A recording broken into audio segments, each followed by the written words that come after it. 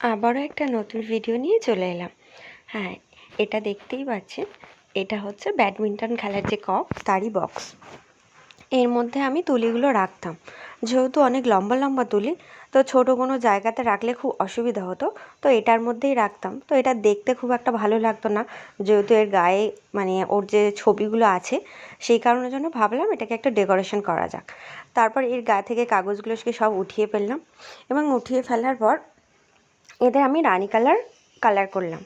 যেহেতু এর ওপরে একটা প্লাস্টিক কাগজ ছিল, তুলে দেওয়ার পরে যখন ভিতরের কাগজটা আসে রং দেওয়ার পরেও রংটা বারবার টেনে নিচ্ছিল। তো 2-3 কোট মারার পরে রংটা একটু গাঢ় কালার হওয়ার পর এর যে একটা জয়েন্ট জায়গা আছে সেখানটা দেখতে খুবই বাজে লাগছিল। তো কি করা যায়, তারপর সেখানে কিছু সাদা কালারের সুতো রাউন্ড রাউন্ড শেপ করে করে দিলাম, এবং বাকি জায়গাগুলো লম্বা লম্বা করে দিলাম। দেবার পর মাঝখানের দিকটা দেখছি কিছুটা জায়গা খালি দেখাচ্ছে, সেখানে কিছু সাদা আলপনা করলাম।